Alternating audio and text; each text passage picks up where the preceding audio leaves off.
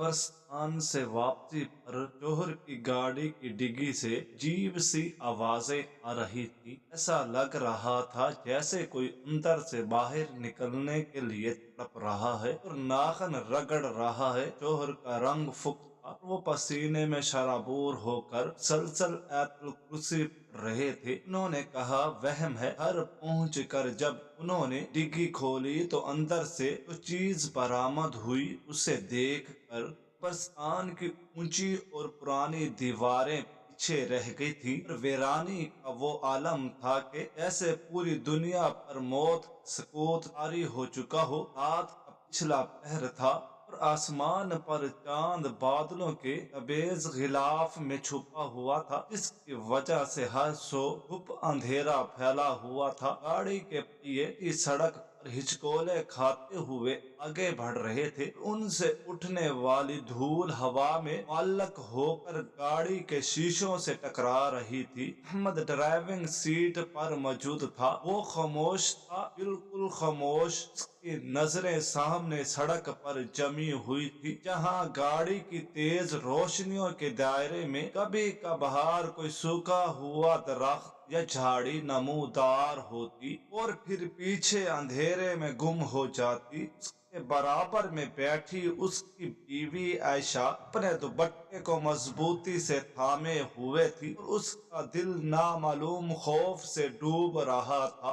बरसात से वापसी का सफर ऐसे भी इंसान के एसाब पर भारी होता है, और फिर जब रात इतनी भयानक हो तो हर साया एक वजूद मालूम होता है। गाड़ी अभी कब्रिस्तान की हदूद से कुछ ही फासले पर आई थी कि अचानक गाड़ी के पिछले हिस्से से एक ऐसी आवाज सुनाई दी जैसे कोई सख्त चीज हाथ से टकराई हो। ये आवाज बहुत धीमी थी, मगर इस सन्नाटे में वो किसी धमाके से कम न थी। आयशा ने चूम कर अहमद की तरफ देखा, मगर अहमद ने कोई रद्दे अमल जाहिर न किया। वो बादस्तूर सामने देखता रहा, जैसे उसने कुछ सुना ही ना हो या शायद वो सुनने की सिकत न रख हो। आयशा ने सोचा कि शायद गाड़ी का टायर किसी पत्थर पर चढ़ा है, इसलिए वो खामोश रही। मगर भी चंद लम्हे ही गुजरे थे कि आवाज दोबारा आई। इस बार ये आवाज कराने की नहीं थी, बल्कि खुरचने की आवाज थी। एक ऐसी आवाज जो इंसानी कानों के लिए इंतहाई तकलीफ दे और हैबतनाक होती है,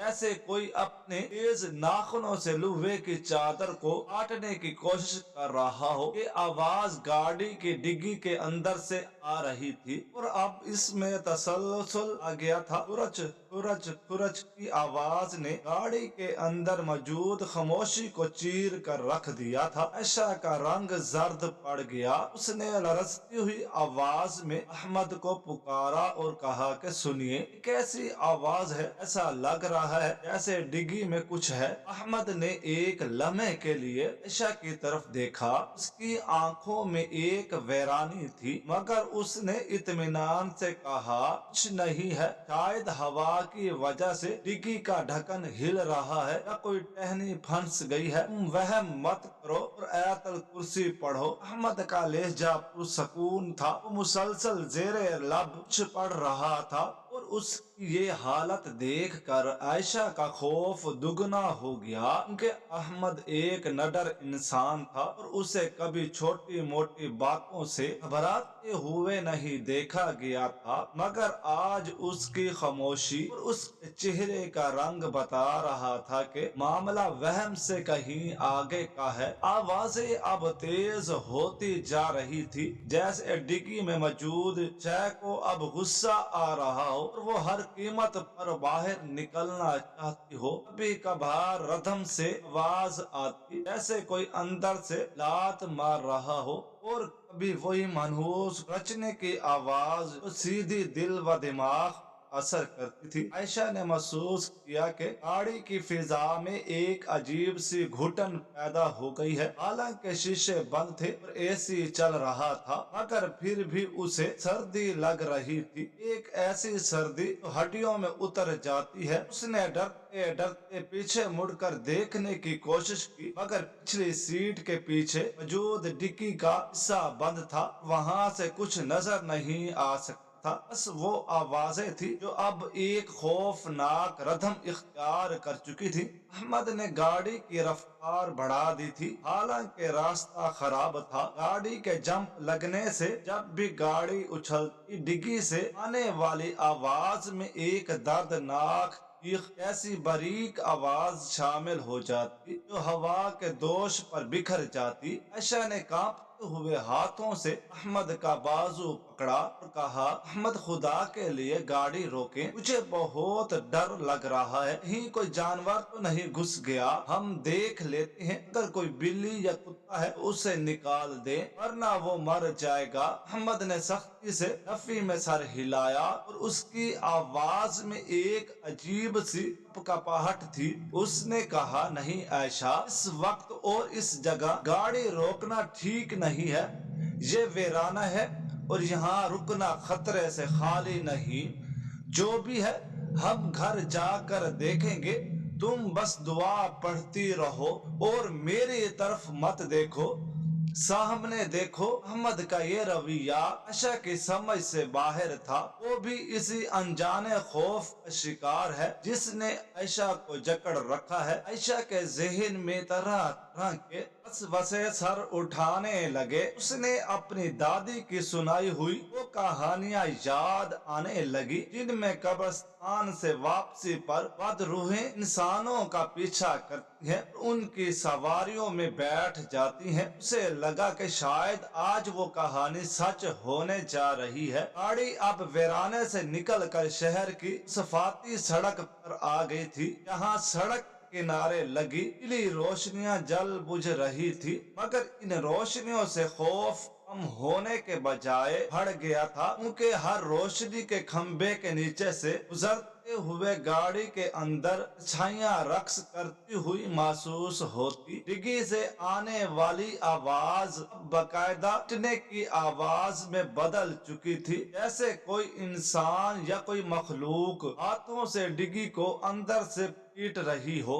और साथ ही एक अजीब सी घंटी आवाज भी आ रही थी तो इंसानी करह से मुशाबा थी, मगर आयशा ने दिल को तसल्ली दी कि ये उसका वहम है, क्योंकि वहाँ कोई इंसान कैसे हो सकता है। अहमद की हालत अब गैर होती जा रही थी। वो बार बार होठों पर जबान फेर रहा था और उसका सांस फूल रहा था। वो चाहता था कि किसी तरह ये रास्ता खत्म हो जाए, वो अपने घर की चार दीवारी में पहुंच जाए जहां वो महफूज हो सके, मगर रास्ता था कि खत्म होने का नाम ही नहीं ले रहा था। हर गुजरता लम्हा सदियों पर मुहित लग रहा था। आयशा ने देखा कि अहमद की टांगे कांप रही हैं और वो बामुश्किल क्लच और ब्रेक को कंट्रोल कर रहा है। ये मंजर आयशा के लिए बहुत तकलीफ देह था, क्योंकि उसने अहमद को हमेशा एक मजबूत चट्टान की तरह देखा था जो हर मुश्किल में उसका सहारा बनता था।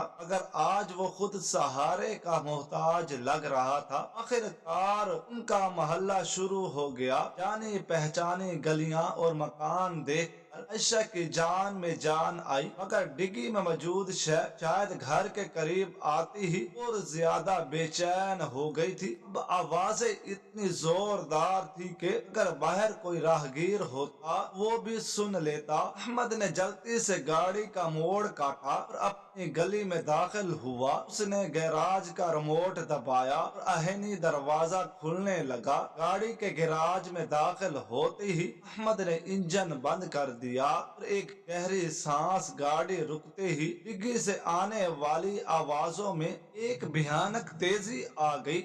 ऐसा लग रहा था जैसे वो चीज डिग्गी का ढक्कन तोड़कर बाहर आ जाएगी। गैराज की ट्यूब लाइट की सफेद रोशनी में उसने कांपते हाथों से सीट बेल्ट खोली और आयशा की तरफ देखा। उसकी आंखों में बेबसी और खौफ تھا۔ اس نے دھیمی آواز میں کہا، عائشہ تم اندر جاؤ، میں دیکھتا ہوں۔ مگر عائشہ اکیلی اندر جانے کو تیار نہیں تھی۔ وہ احمد کو اس حال میں اکیلا نہیں چھوڑ سکتی تھی۔ اس نے نفی میں سر ہلایا اور کہا، نہیں، میں آپ کے ساتھ ہوں، ہم مل کر دیکھیں گے کہ یہ کیا بلا ہے۔ احمد نے اسے روکنے کی مزید کوشش نہیں کی، شاید اسے بھی اس وقت کسی کے ساتھ کی ضرورت تھی۔ دونوں گاڑی سے نیچے اترے۔ گیراج میں ایک عجیب سی بو پھیلی ہوئی تھی، یا شاید یہ ان کے خوف کا نتیجہ تھا۔ احمد آہستہ قدموں سے گاڑی کے پچھلے حصے کی طرف بڑھا۔ اس کے ہر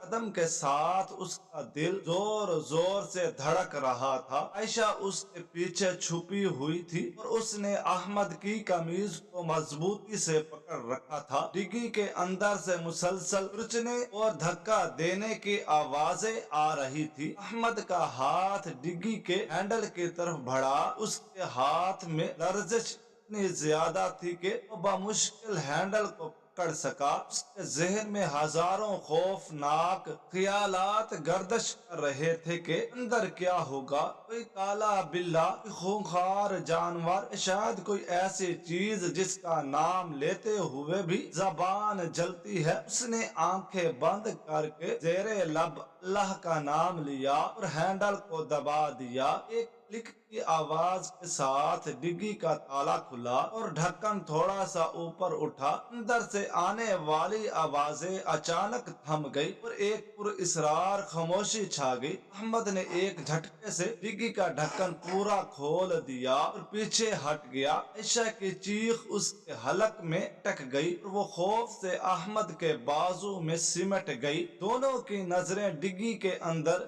اڑ گئی، جہاں گیراج کی روشنی پوری طرح پڑ رہی تھی، اور وہاں جو منظر ان دونوں کے پیروں تلے سے زمین نکال دی تھی۔ ان کے ذہنوں نے جو خاکے بنائے تھے سب غلط ثابت ہوئے۔ گیراج کی مدھم اور ٹمٹماتی ہوئی روشنی میں جب ڈگی کا ڈھکن اوپر اٹھا تو وہاں کا منظر دیکھ کر سائرہ کے حلق سے ایک ایسی فلک شفاف چیخ نکلی جس نے رات اس پورے گھر کو ہلا کر رکھ دیا۔ اس کے قدم خود بخود پیچھے کی طرف اور وہ لڑکھڑا کر دیوار کے ساتھ جا لگی۔ اس کا پورا جسم کانپ رہا تھا اور آنکھیں خوف سے پھٹی ہوئی تھی۔ احمد جو اس کے بالکل قریب کھڑا تھا، اس کی حالت تو سائرہ سے بھی زیادہ بدتر تھی۔ وہ اپنی جگہ پر ایسے منجمد ہو چکا تھا کیونکہ ڈگی کے اندر کوئی کالی اور اسرار مخلوق یا کوئی جن بھوت نہیں تھا جس کا انہیں خدشہ تھا، بلکہ وہاں ایک جیتا جاگتا انسان موجود تھا۔ ایک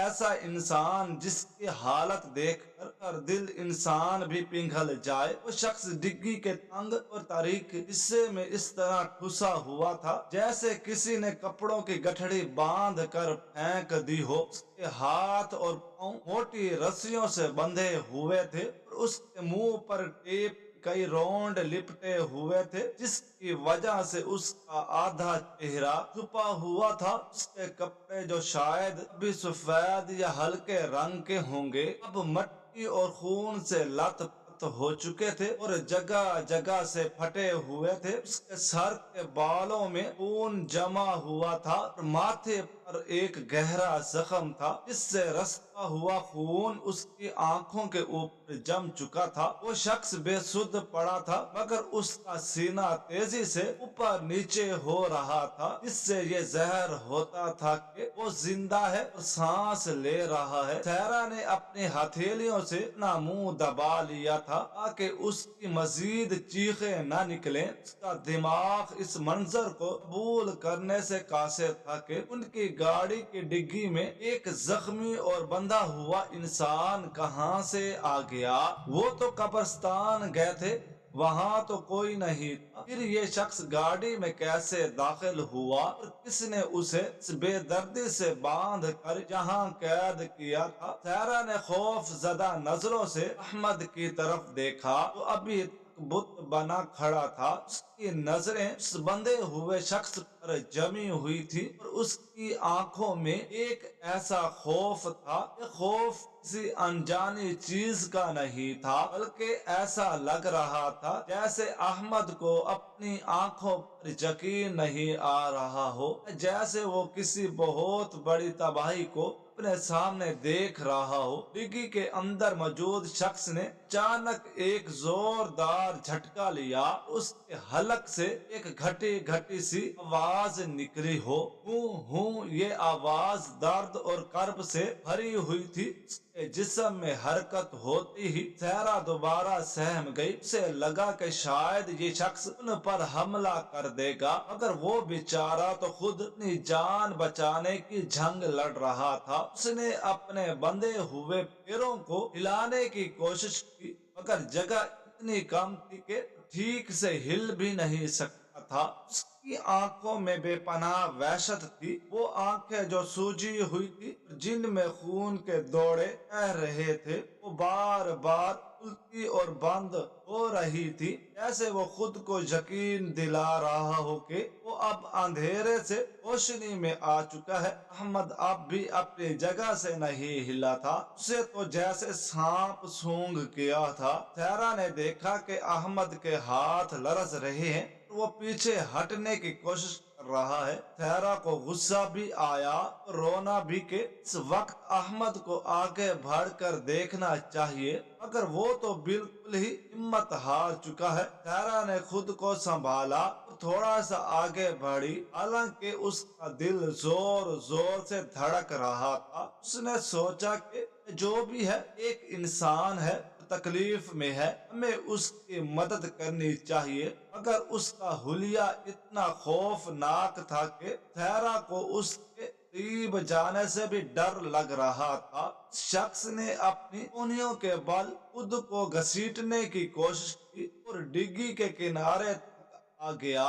उसकी कोशिश थी कि वो किसी तरह बाहर निकले। इस कशमकश में उसका तवाज़ुन बिगड़ा और वो एक धम की आवाज के साथ डिग्गी से निकलकर गैराज के फर्श पर गिर गया। गिरने से उसे यकीनन शदीद चोट लगी होगी, क्योंकि उसके मुंह से एक दर्दनाक आह निकली जो टेप के पीछे दब कर रह गई। फर्श पर गिरते ही वो मछली की तरह तड़पने लगा। उसके हाथ पीछे की तरफ बांधे हुए थे, इसलिए वो उठ नहीं सकता था। वो बस जमीन पर रेंग रहा था और अपना सर उठाकर इधर उधर देख रहा था, जैसे किसी को ढूंढ रहा हो। राज की सर्द जमीन पर उसका तड़पना एक दिल दहला देने वाला मंजर था। सहरा की आंखों से आंसू जारी हो गए। उसने अहमद को झिझोड़ा और चीख कर कहा, अहमद खुदा के लिए होश में आए, ये बंदा मर जाएगा, हमें इसे अस्पताल ले जाना चाहिए या पुलिस को बुलाना चाहिए। ये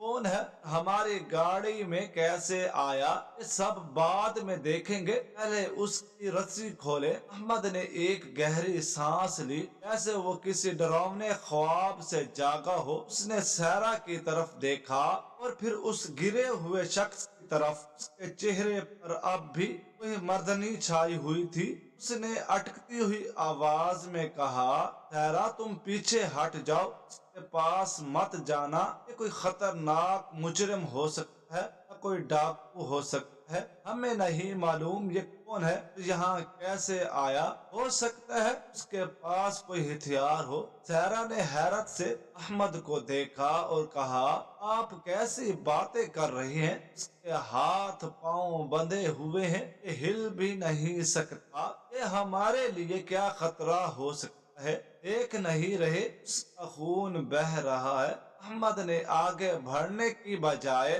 सहरा का हाथ पकड़कर उसे पीछे खींच लिया और कहा, मैं कह रहा हूँ ना, पीछे हटो, मैं देखता हूँ। अहमद का रवैया बहुत मशकूक था। वो उस शख्स की मदद करने के बजाय वक्त जाया कर रहा था। شاید وہ ڈر رہا تھا کہ کہیں وہ شخص اس کا چہرہ نہ دیکھ لے، حالانکہ وہ تو احمد کے سامنے ہی پڑا تھا۔ زمین پر پڑے ہوئے شخص نے جب احمد کی آواز سنی تو اس کے جسم میں ایک عجیب سی بجلی دوڑ گئی۔ اس نے پوری قوت لگا کر اپنا سر اٹھایا اور احمد کی طرف دیکھا۔ اس کی سوجی ہوئی آنکھوں میں پہچان کی ایک چمک تھی، شاید نفرت کی آگ، یہ کہنا مشکل تھا، مگر اس نے احمد کو دیکھ کر زور زور سے سر ہلایا اور مٹی میں لتڑا ہوا جسم احمد کی طرف سیٹنے کی کوشش کی۔ احمد یہ دیکھ کر اور بھی پیچھے ہٹ گیا،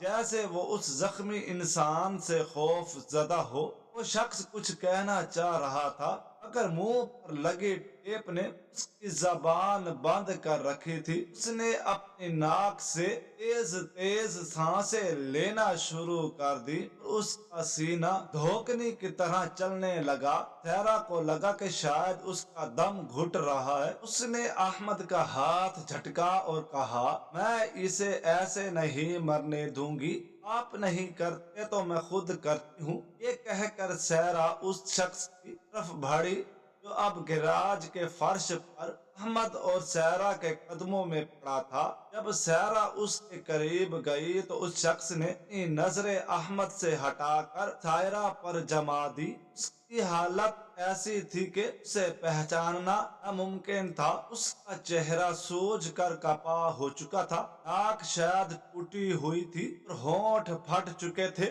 ایک آنکھ تو پوری طرح کھل بھی نہیں رہی تھی اور دوسری آنکھ میں اتنا خون تھا کہ تلی کا رنگ بھی نظر نہیں آ رہا تھا۔ کپڑے بھی پھٹ کر تار تار ہو چکے تھے اور ان پر گاڑی کی کالک اور خون کا امیزہ لگا ہوا تھا۔ سیرا نے کانپتے ہوئے ہاتھوں سے اس کے کندھے کو چھوا تو وہ شخص سہم گیا، مگر پھر اس نے فوراً ہی سیرا کی طرف ایک امید بھری نظر ڈالی، جیسے اسے لگا ہو کہ اب اس کی جان بچ سکتی ہے۔ سیرا نے دیکھا اس کی کلائیاں رسیوں سے اتنی سختی سے بندھی ہوئی جیسے اسے لگا ہو کہ اب اس کی جان بچ سکتی ہے۔ سیرا نے دیکھا کہ اس کی کلائیاں رسیوں سے اتنی سختی سے بندھی ہوئی ہیں، جلد کٹ چکی ہے، وہاں سے خون رس رہا ہے۔ سیرا کا دل بھر آیا، اس نے روتے ہوئے کہا، بھائی آپ کون ہیں؟ آپ کے ساتھ یہ ظلم کس نے کیا ہے؟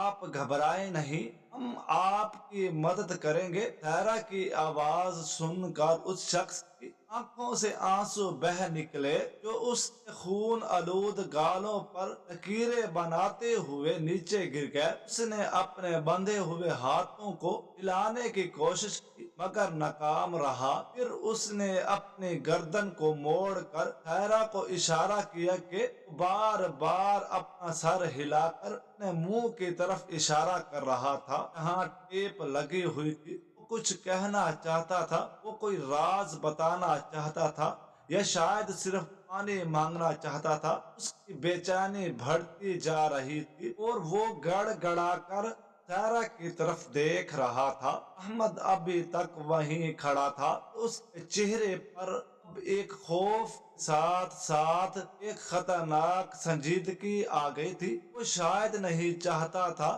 مگر وہ سیرا کو زبردستی روک بھی نہیں سکتا تھا، کیونکہ اس طرح سیرا کا شک یقین میں بدل جاتا۔ احمد نے آہستہ سے کہا، سیرا مت کھولو، اسے پولیس کو آنے دو، پولیس ہی آ کر دیکھے گی۔ مگر سیرا نے غصے سے مڑ کر احمد کو دیکھا اور کہا، آپ پاگل ہو گئے ہیں، جب تک پولیس آئے گی یہ دم گھٹنے سے مر جائے گا۔ آپ انسان ہیں یا پتھر؟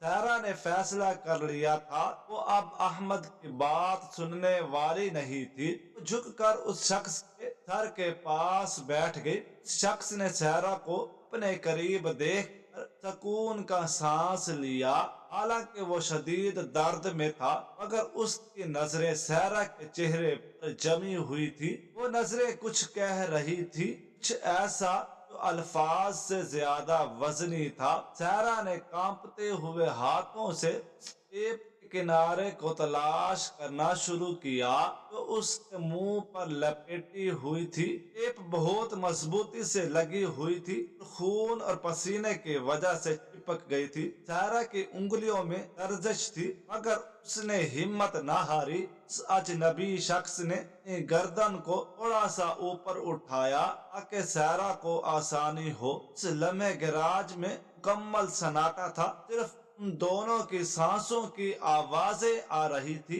احمد کے قدموں کی آہٹ بھی تھم گئی تھی، وہ شاید اپنی سانس روکے کھڑا تھا۔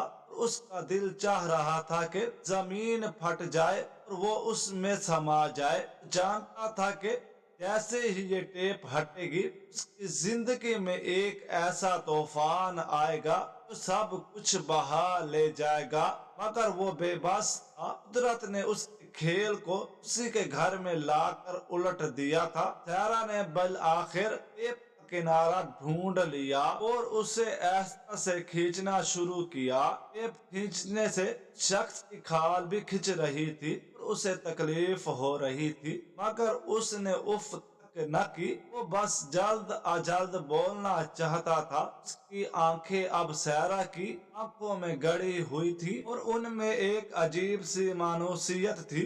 سارا کو ایک پل کے لیے لگا کہ یہ آنکھیں اس نے پہلے بھی کہیں دیکھی ہیں، مگر اس خون آلود چہرے اور سوجن کی وجہ سے وہ کوئی اندازہ نہ لگا سکی۔ یہ آخری چکر کھلتے ہی شخص نے ایک لمبی اور گہری سانس لی، جیسے صدیوں بعد اسے نصیب ہوئی ہو۔ اس کے ہونٹ خشک اور پھٹے ہوئے تھے، ان پر خون جمع ہوا تھا۔ سارا نے جلدی سے کہا، آپ کچھ مت بولیں، میں پانی لاتی ہوں، مگر اس شخص نے فوراً نفی میں سر ہلایا۔ اس نے بولنے کی کوشش کی، مگر اس کی آواز گلے میں ہی پھنس گئی۔ اس کا گلا خشک تھا، زبان ساتھ نہیں دے رہی تھی۔ اس نے دوبارہ کوشش کی، سارا کا ہاتھ پکڑنے کی کوشش کی جو اس کے چہرے کے قریب تھا۔ سارا نے جھک کر اپنا کان اس کے منہ کے قریب کیا تاکہ اس کی مدھم آواز سن سکے۔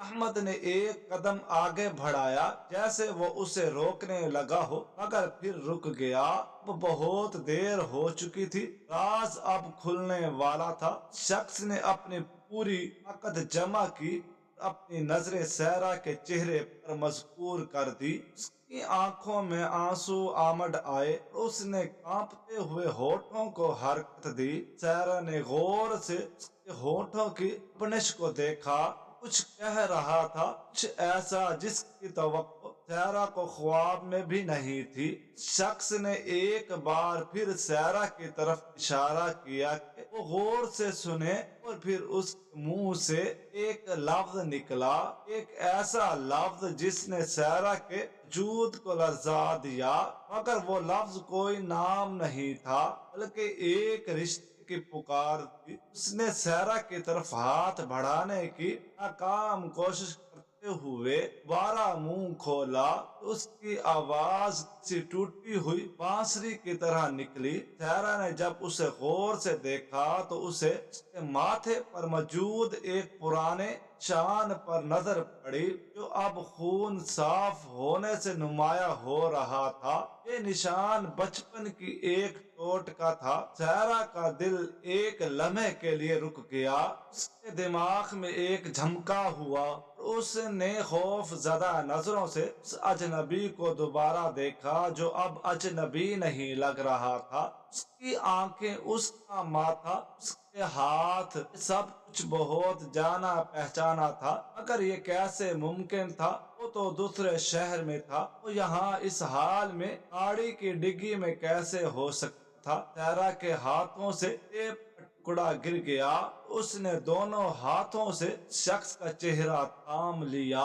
شخص نے سارا کی آنکھوں میں دیکھتے ہوئے ایک بار پھر لب ہلائے اور اشارہ کیا کہ وہ احمد کی طرف دیکھے۔ سارا نے جب گردن موڑ کر احمد کو دیکھا تو احمد کی نظریں جھکا چکا تھا۔ یہی وہ لمحہ تھا جب سارا کے دل میں شک کی پہلی چنگاری نے جنم لیا، تو اب یقین کے شعلے میں بدلنے والی تھی، क्योंकि जमीन पर पड़ा वो शख्स कोई और नहीं बल्कि सारा की नजरें उस जख्मी शख्स के चेहरे पर जमी हुई थी जिसने अभी अभी उसे एक ऐसा इशारा किया था जिसने उसके वजूद की बुनियादें हिला दी थी। वो शख्स जो फर्श पर बसी की तस्वीर बना पड़ा था, उसकी आंखों में एक ऐसी तड़प थी जो किसी अजनबी की नहीं हो सकती थी। सायरा ने अपने कांपते हुए हाथों से अपने बट्टे का पल्लू फाड़ा, उससे शख्स के चेहरे पर जमा हुआ खून साफ करने की कोशिश की। जैसे जैसे खून और गर्द की तहें हट रही थी, वैसे वैसे सायरा के दिल की धड़कनें रुकती जा रही थी। उसके माथे पर मौजूद वो निशान जो बचपन में छत से गिरने की वजह से बना था, अब बिल्कुल साफ नजर आ रहा था। और उसकी वो मखसूस आंखें जो दर्द में भी मुस्कुराना जानती थी, अब बेनूर हो चुकी थी। सायरा के दिमाग में बचपन से लेकर अब तक सारी यादें इसी फिल्म की तरह चलने लगी। फिर उसके हलक से एक ऐसी चीख निकली जिसमें सालों का दर्द और अजियत छुपी थी। उसने पूरी कुव्वत से पुकारा, भाई।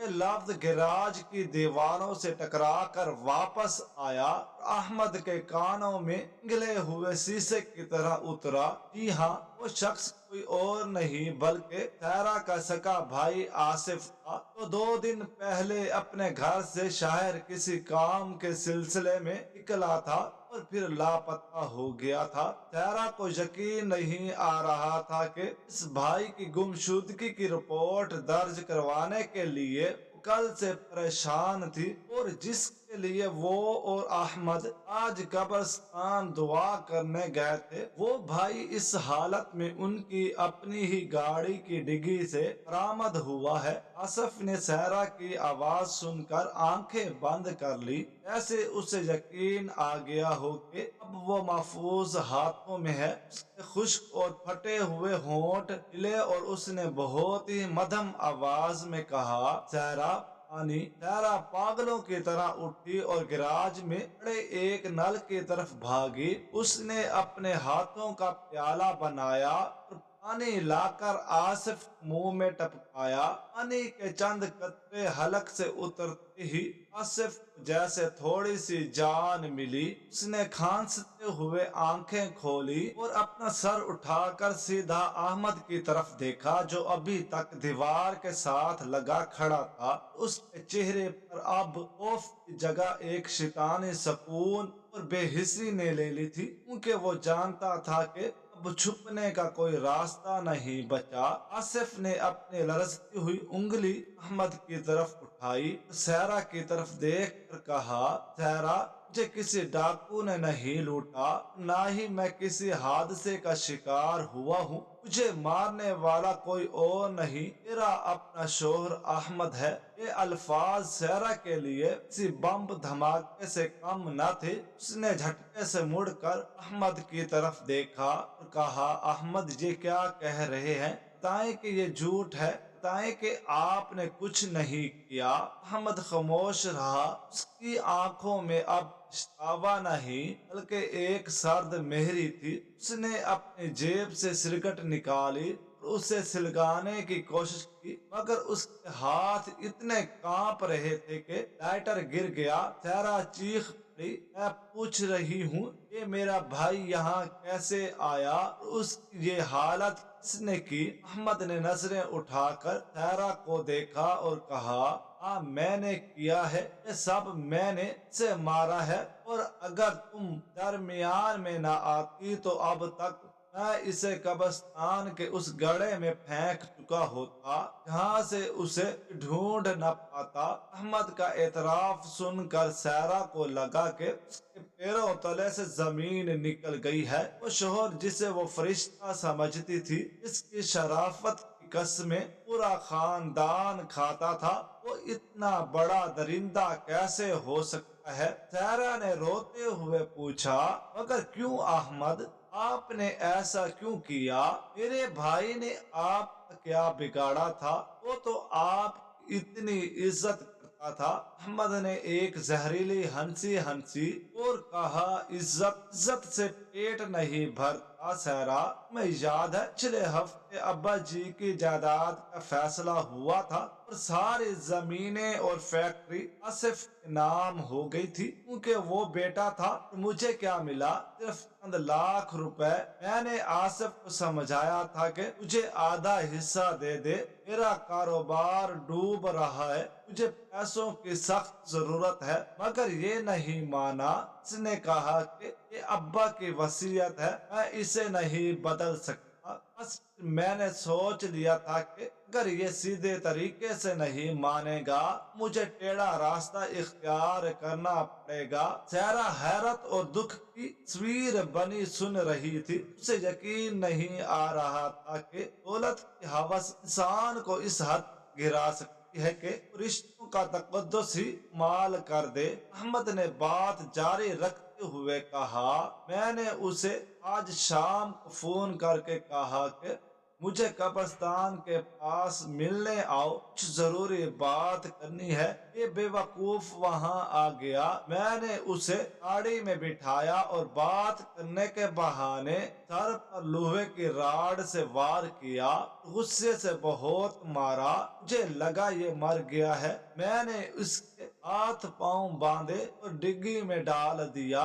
मेरा मंसूबा था कि रात को अंधेरे में इसे किसी वीरान कुएं में फेंक दूंगा, मगर मेरी बदकिस्मती के तुमने जिद की कि बरसात जाना है और मुझे तुम्हें साथ ले जाना पड़ा। मैं सारा रास्ता दुआ कर रहा था कि ये मर गया हो, मगर ये कमबख्त जिंदा निकला और डिग्गी में होश में आ गया, शोर मचाने लगा। मैंने तुम्हें कितना कहा कि वहम है, मगर तुम नहीं मानी। अब भुगतो इस सच को। आसिफ जो जमीन पर पड़ा ये सब सुन रहा था। उसने गुस्से और तकलीफ से कराहते हुए कहा, अहमद, तुम इंसान नहीं जानवर हो। तुमने सिर्फ मुझे नहीं मारा, तुमने सहरा के भरोसे को मारा है। तुम बच नहीं सकोगे। अल्लाह तुम्हें कभी माफ नहीं करेगा। अहमद को अचानक गुस्सा आ गया। वो तेजी से आगे बढ़ा और उसने जमीन पर पड़े हुए रैंच को उठा लिया। उसकी आंखों में खून उतर आया था। उसने चीख कर कहा, तुम अभी जिंदा हो, इसलिए बकवास कर रहे हो। मैं अभी तुम्हारा किस्सा तमाम कर देता हूँ। न तुम रहोगे न कोई गवाह बचेगा। सहरा ने जब अहमद को रैंच उठाते देखा, वो शेरनी की तरह अपने भाई के आगे ढाल बनकर खड़ी हो गई। उसने अहमद की आंखों में आंखें डाल कर कहा, अहमद, अगर आपने मेरे भाई को हाथ भी लगाया तो मैं भूल जाऊंगी कि आप मेरे शोहर हैं। मैं चीख चीख कर पूरी दुनिया को इकट्ठा कर लूंगी, मुझे मार दे, लेकिन मैं भाई को कुछ नहीं होने दूंगी। अहमद रुक गया। सहरा के तेवर देख कर सहम गया था। वो जानता था कि अब बात उसके हाथ से निकल चुकी है। अगर उसने सहरा को मारा तो वो पकड़ा जाएगा और अगर छोड़ा तो भी जेल उसका मुकद्दर है। इसी कशमकश में उसने अपना सर पकड़ लिया, वहीं घुटनों के बल बैठ गया। सहरा ने मौका गनीमत जाना, फौरन पुलिस को कॉल कर दी। कुछ ही देर में पुलिस सायरन की आवाजों ने रात की खामोशी तोड़ दी। पुलिस ने अहमद को गिरफ्तार कर लिया और आसिफ को अस्पताल पहुंचाया गया। सायरा एम्बुलेंस में भाई का हाथ थामे बैठी सोच रही थी कि वहम और भूतों से ज्यादा खौफनाक इंसान का अपना लालच होता है तो उसे अंधा कर देता है। बस स्थान से वापसी पर उसने सोचा था कि कोई साया उनके पीछे है, मगर उसे क्या मालूम था कि असल साया तो उसके अपने घर में उसके साथ रहता था। और यूं उस खौफनाक रात का इख्तिताम एक भयानक सच के इंशिकाफ पर हुआ। नाज़रीन, आपको आज की हमारी ये कहानी कैसी लगी? कमेंट बॉक्स में अपनी कीमती राय का इजहार जरूर कीजिएगा।